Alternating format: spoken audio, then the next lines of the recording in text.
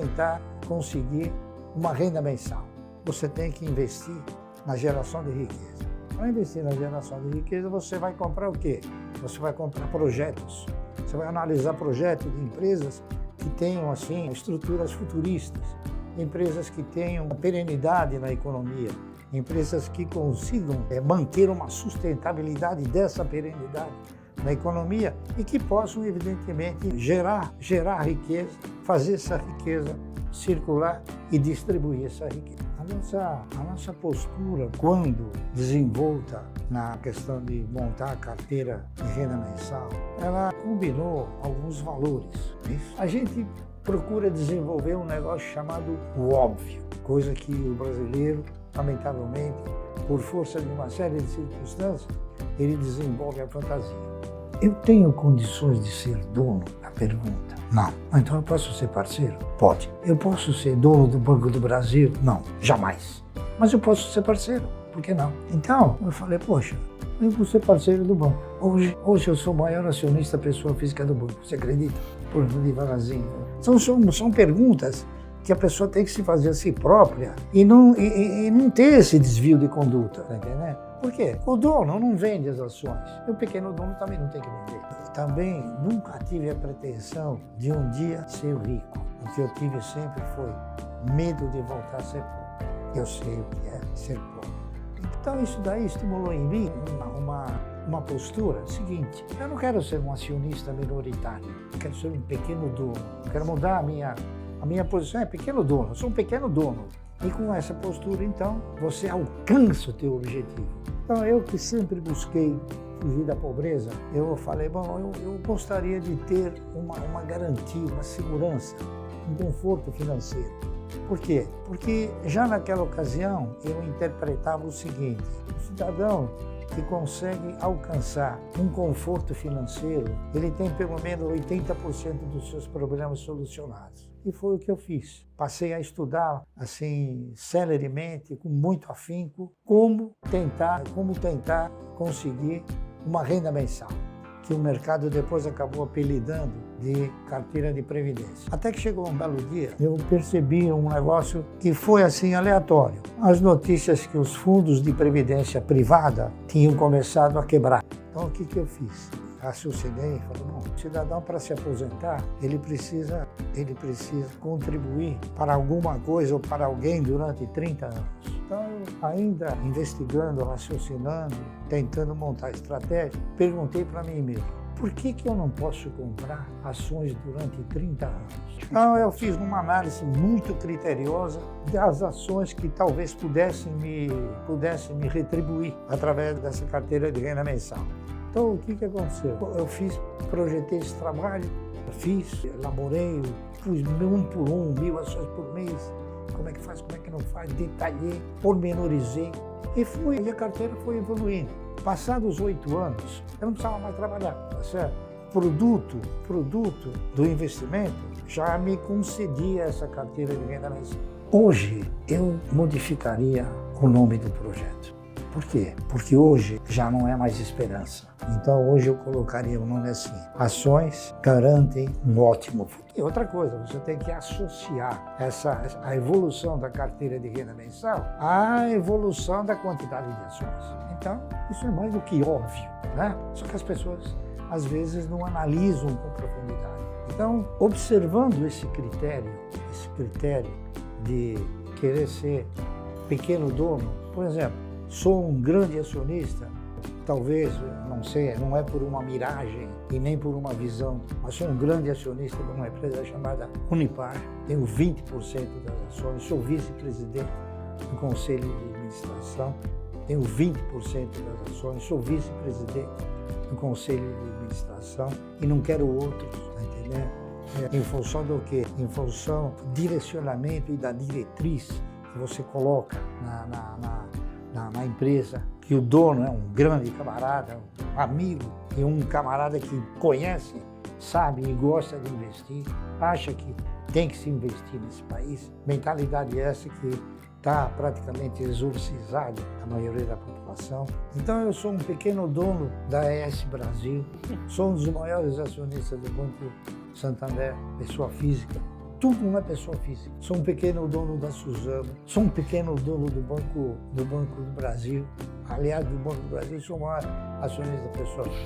Sou um dos maiores acionistas do banco, uma das maiores empresas do país. Uma empresa que ostenta a direção que este país precisa. Ela investe na geração de riqueza, ela gera riqueza, ela faz essas riquezas circular e distribui essa riqueza. Tomara muitas empresas tivessem a filosofia que tem hoje a Klabin. E assim sucessivamente. Lamentavelmente, eu considero isso, é uma definição minha, nós somos um país que tem uma bolsa rica e um mercado pobre. O mercado de valores é um instrumento da economia que deveria ser direcionado de uma outra forma. Por quê? Porque aqueles que deveriam fazer alguma coisa pelo mercado, não fazem pelo mercado, fazem para o seu benefício próprio, correr atrás de emolumentos, fazer com que hajam movimentações estratosféricas para poder se beneficiar de emolumentos e corretagem. O mercado de valores não é esse fantasma que muitos apregoam ser. O mercado precisa o quê? O mercado necessita de uma estrutura educacional, como a minha filha está desenvolvendo. Ela está fazendo o trabalho que o governo devia fazer, está entendendo? Mostrar para o cidadão o caminho do investimento através do investimento na geração de riqueza através das ações. Então a gente gosta de sintetizar a estratégia dele com algo muito simples, tá? O investidor pessoa física ele tem alguns desafios. O primeiro deles é a falta de conhecimento básico de finanças pessoais. O segundo desafio, ele está aqui, é mental, e ele tem que, obviamente, passar por diversas tentações que as próprias instituições financeiras, que o próprio mercado colocam para esse investidor, como a gamificação, estimula o jogo, né? Tudo isso estimula um comportamento muito mais de jogatina do que propriamente de investimento a longo prazo.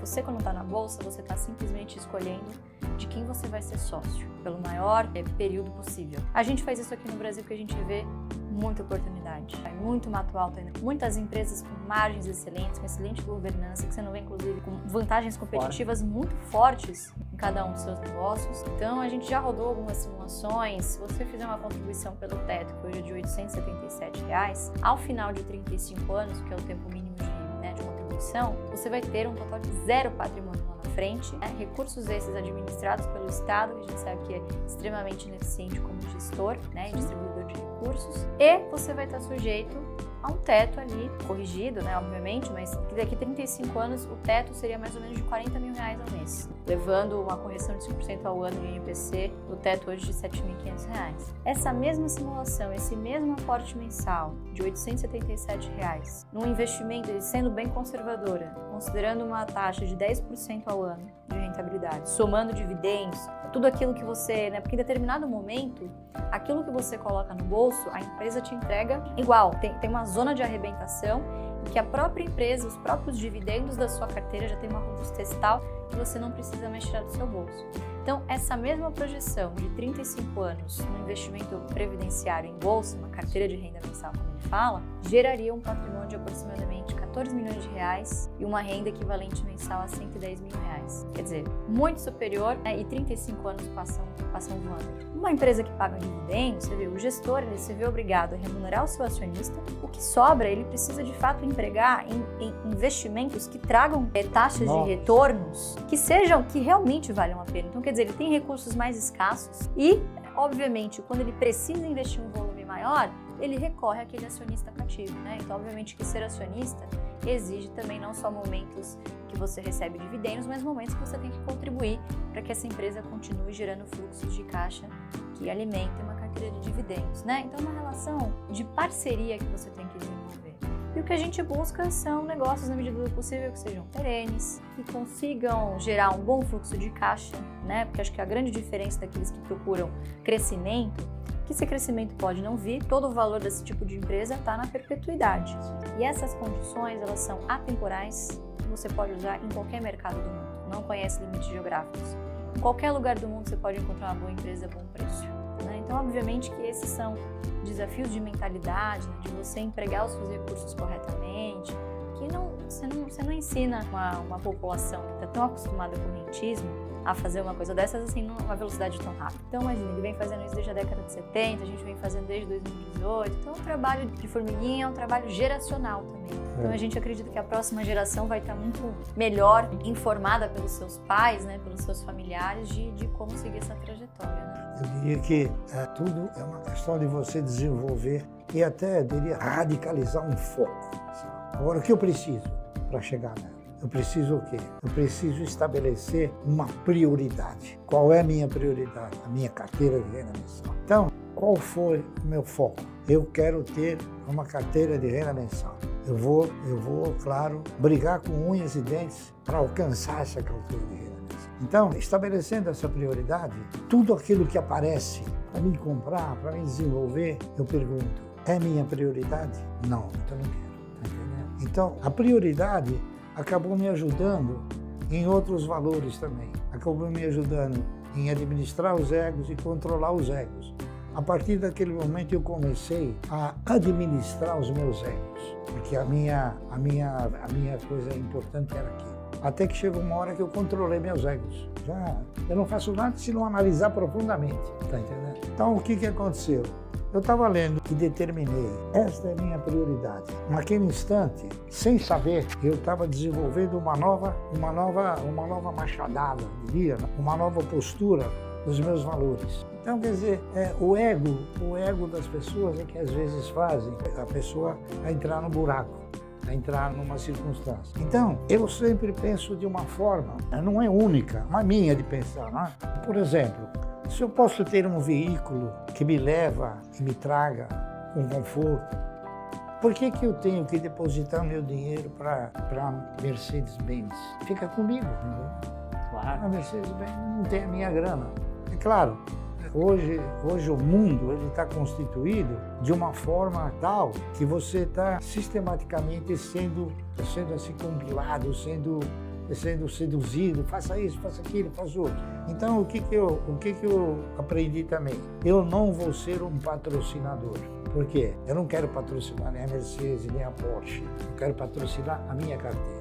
Então, eu dei essa exclusividade para a carteira. E isso não é uma neurose, tá entendendo? Não é uma neurose, é uma postura.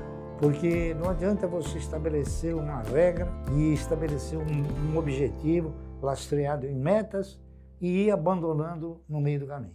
Então eu faço isso até hoje. Só que hoje nós fazemos com valores muito mais agregados, é claro, mas com o mesmo sentimento de anda. Com o mesmo sentimento, com a mesma postura, com a mesma humildade, tá entendendo? E é isso aí. Então, essa é a minha história. Primeiro, estude para ser o seu próprio gestor. O custo de oportunidade de você delegar as suas decisões de investimento 100%, seja por falta de confiança, né, ou por até falta de tato com o mercado, né, obviamente que a gente sabe que isso não é ensinado nas escolas, então estude para ser o seu próprio gestor, né, o seu eu do futuro vai te agradecer lá na frente. E segundo, acho que mais fácil ainda do que você descobrir por onde começar na bolsa, é por onde não começar, o que você não quer. Então, tenha um objetivo claro de onde você quer chegar e escolha empresas que tenham a ver com esse objetivo. Então, que sejam perenes, que paguem bons dividendos, que sejam transparentes, tenham boa governança e evite aqueles setores mais cíclicos ligados ao consumo, né, como varejo,